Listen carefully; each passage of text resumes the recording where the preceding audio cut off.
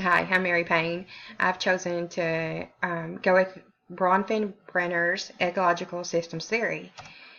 His theory states that human development is influenced by different types of environmental systems.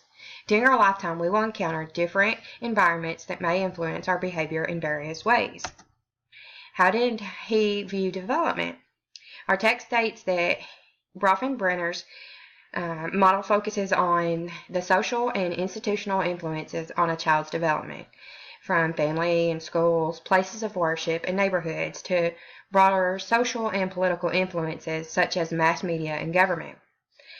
Our text states that the importance of the bioecological approach is in emphasizing the interconnectedness of the many factors that influence a child's development. Why is this important? It helps us understand why we may behave differently when in different environments. For example, a child may be more social with close family members, but when at school, the child may be shy. There are four environments of Bronfenbrenner's ecological theory. One is the microsystem, the second one is the mesosystem, the third is the exosystem, and the fourth one is the macrosystem. The macrosystem is the environment that the child lives in. This system includes the child's immediate family, their school, peers, neighborhood, and child care environment. Depending on how these groups or organizations interact with the child will have an effect on how a child grows and develops. For example, if a child attends a daycare that is nurturing and encouraging, the child will have a better chance to grow. In the mesosystem,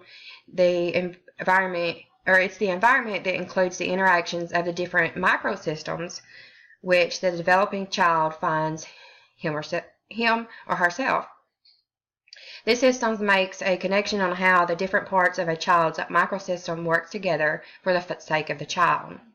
For example, when a child's parent or caregiver plays an active role in the child's school, like if they go to parent-teacher conferences, the child's games, or any assemblies that the child might be in. This will help ensure the child's overall growth. The exosystem includes other people and places that the child may not interact with often, but still has a large effect on the child. The system can include the parent's place of work, extended family members, or the child's neighborhood. For example, if a child's parent gets laid off or fired from work, that may have a negative effect on the child because the parent or parents may have a hard time providing for the child and the family. The microsystem is the largest and the most remote set of people and things to a child, but will still be a big influence over the child. Excuse me. This system includes natural freedoms, cultural views, the economy, wars, their family's lifestyle, religion. These can affect a child either positively or negatively. For example, gender roles. A male child may grow up in a household that expects men to be strong, the family provider, while females are expected to stay at home with the children, be nurturing, and take care of the home. The application of the ecological system, I've kind of put a little story together, and it is based on a child that lives with his parents in a nice neighborhood. His mother works a full-time job, but his father recently lost his job to do cutbacks at work. The child goes to school during the day and plays on the basketball team. Both parents try to attend every game the child plays in and keeps track of how he is doing in school. The child starts to have trouble in school because there is tension in his home since his dad lost his job. The microsystem is the child, his family, and his school. The mesosystem is when his parents try to play an active role in his school. The exosystem is the parent's workplace and his neighborhood.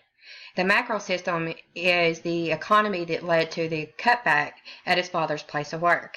Thank you.